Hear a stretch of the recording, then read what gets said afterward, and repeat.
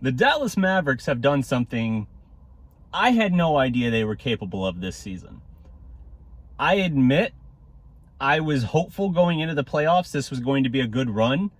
The Luka calf injury gave me a little bit of pause, made me a little doubtful about their odds of ultimately coming out of the series, but I had a feeling we would see improvement defensively and have a little more cause for optimism, I would say, going into next season.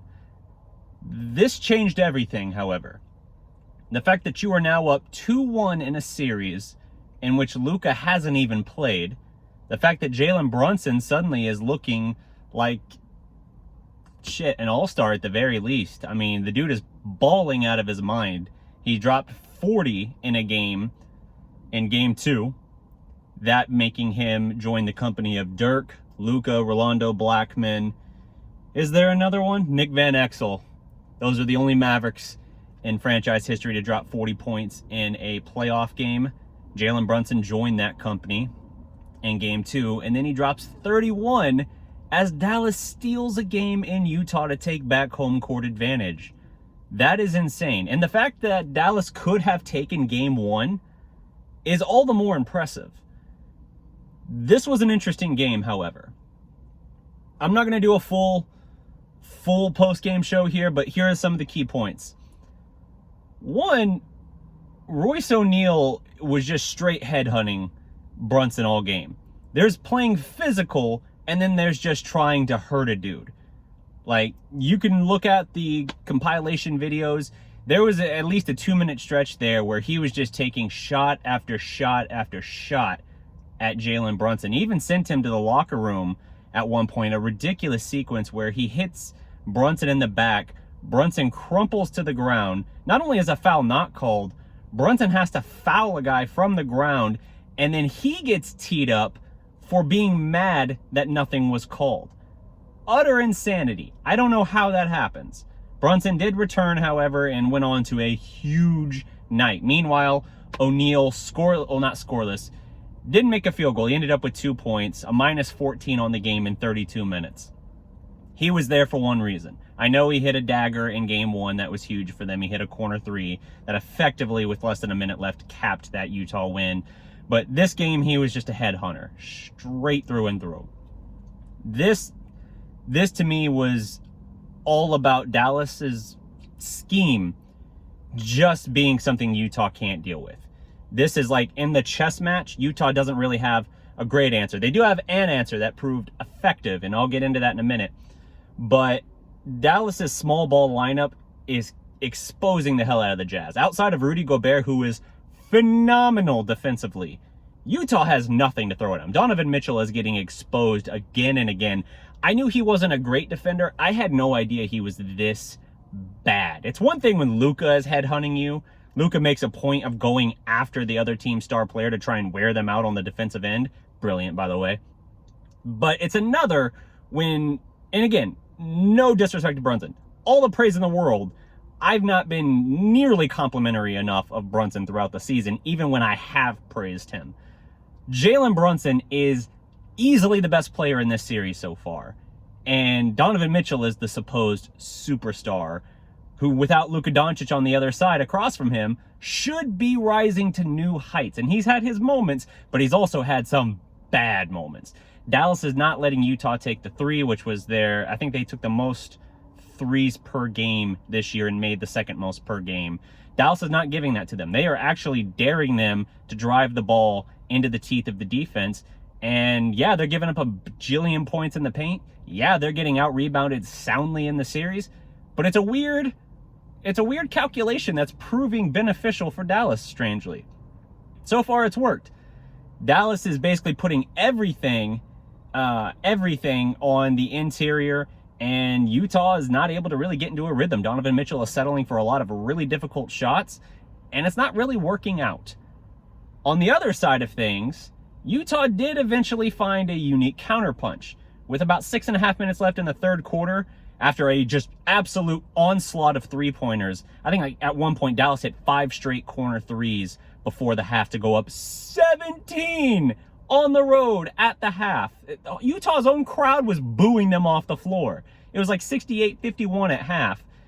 And that wasn't totally sustainable for Dallas, right? They set a franchise record for most threes in a playoff game in game 2 with 22 threes. They then came back with 13 at the half in this game.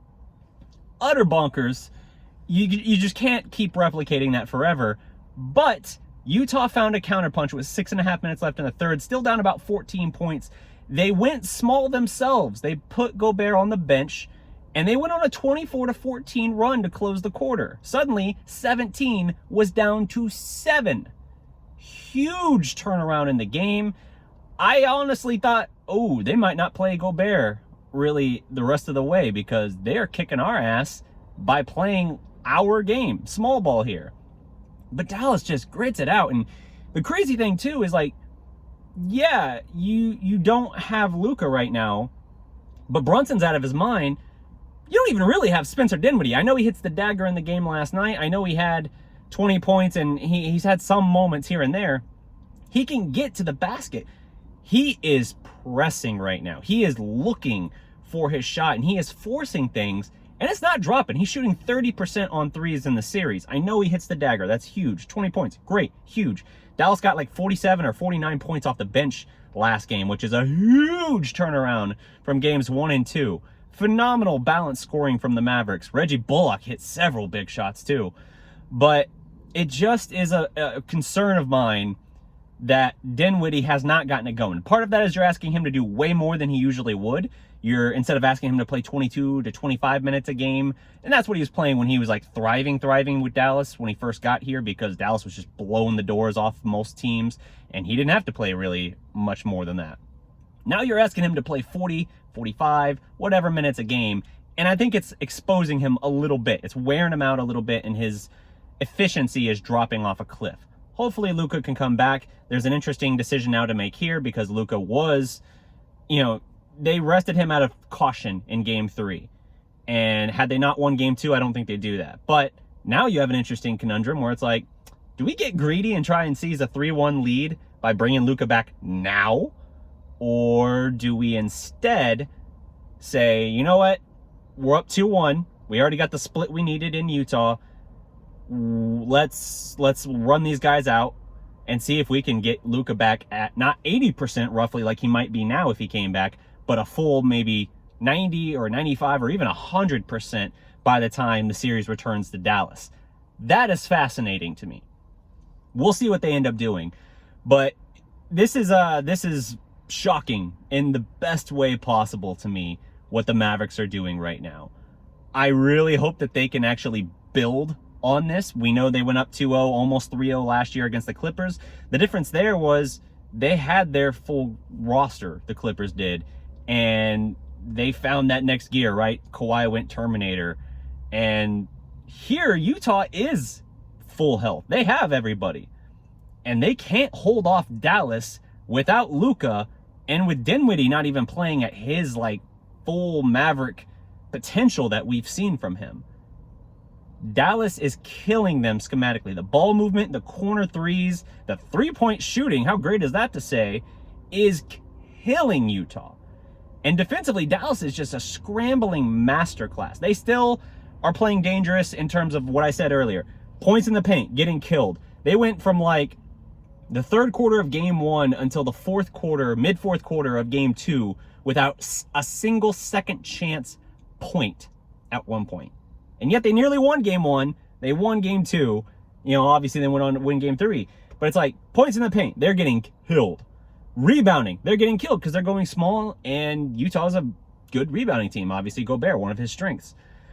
And in addition to those two facets that you're giving up, you're also having to contend with second chance points, rebounds. Was there a third thing? I feel like I mentioned a third thing earlier, and now it's eluding me on the spot.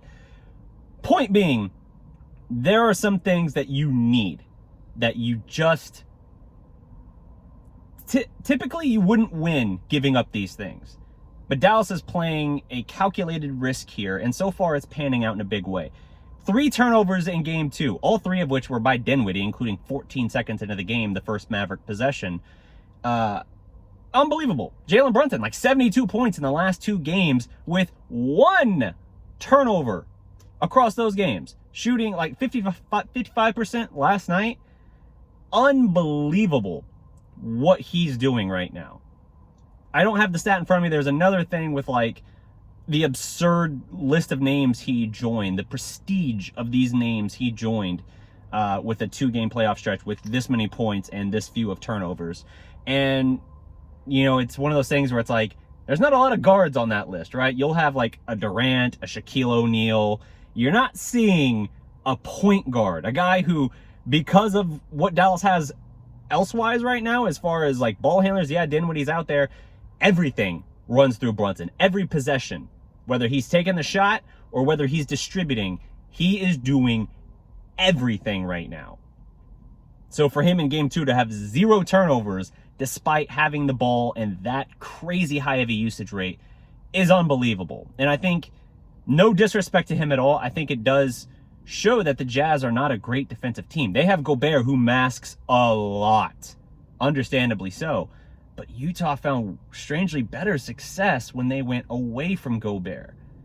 Now, it's a chess match. That doesn't mean that that's their answer to everything and they're just going to completely flip the series by going purely small. Maybe they will. But I think Dallas was a little surprised by that, them for such an extended period of time going small, and how effective it was. So now we got to see how Dallas counteracts that. But right now, I love all the coaching decisions that they're making. I think Kidd is pressing the absolute right buttons, and he's taken Brunson off the leash in a way Rick never would. I don't know what this means for the summer for Jalen, but I can tell you he's going to make a lot more money. And as great as he is, as great as he's playing, I don't know that Dallas wants to necessarily pay that. He's a good player. As a secondary ball handler, he's, I would say, elite as a secondary ball handler. But I don't know that you want to max Jalen Brunson. And if he's going to, you know, depending on how far this playoff run goes for Dallas, that could have huge ramifications down the road. His price tag's only going to keep going up. These past 2 games alone have made him an immense amount of money. You keep hearing the chirping of Pacers are interested, which would be weird because it's a reunion with Carlisle, who didn't give Jalen the leash he wanted before. Detroit is interested, etc., etc. You keep hearing these names already, and it's just like, let's just see how things go. Let's just get through this series. But it's fascinating. It's a good time to be watching the Mavericks because it was always Luka versus the world, Luka carrying the team, and now here you've been without Luka. People were going in wondering, would Dallas get swept? Would they be able to win a game without Luka? Not only have they won a game, they've won 2, including in Utah, and you could argue they might should have won game 1 with like a minute 30, something like that left in game 1. I'm going back about a week now. They were down 1 with the possession shooting for the lead. They just missed the shot. I think they might have had a couple opportunities like that actually before then Utah was able to kind of pull away a little bit. And I think they won like something like 99-93 that first game. But Dallas was right there, man. They have been the better team. Jalen Brunson has been the best player without even Dallas having its top 5. I don't know where Luka ended up in the MVP race this year. He never got the credit he deserved despite how hot he was from really January on. But you could argue one of the best players in the world isn't even available to you yet. And yet you're the better team thus far, far and away. And your second best guy, who some people question if he could have, coming in, they questioned if he could even be realistically the second best guy on a quality team. He's playing as the best player on the floor. Ridiculous. Ridiculous. Anyway, that basically wraps up my time for this video. A couple quick things. I will be back. I know I've been very sparse in uploading recently. I am going to be back with a weekly show. I'm actually going to have a co-host probably record Wednesday nights. I don't know if it's probably not going to be a live show, admittedly. I still have lack of availability for that typically. But every now and then we'll try to go live. It might be a thing where we record Wednesday and I upload or premiere on Thursday. I'll keep you posted, but I am coming back, and during this time I've been away, I have been working diligently on some of the most ambitious projects I have ever done for this channel. Stuff I have talked for no less than 2 years about doing. And now I'm finally doing it. There is brilliant content. My arm's getting tired patting myself on the back. Ambitious, let me just say, content that I'm finally going to bring out. Hopefully you like it. If not, I don't care. I wanted to do it anyway, and that's what I envision trying. So that's coming. Be on the lookout for that. I will have more announcements down the road as we get closer. In the meantime, thank you for watching. Like the video, leave a comment below, subscribe to the Dallas Prospect, and until next time, guys, remember, every legend was once a prospect. Peace!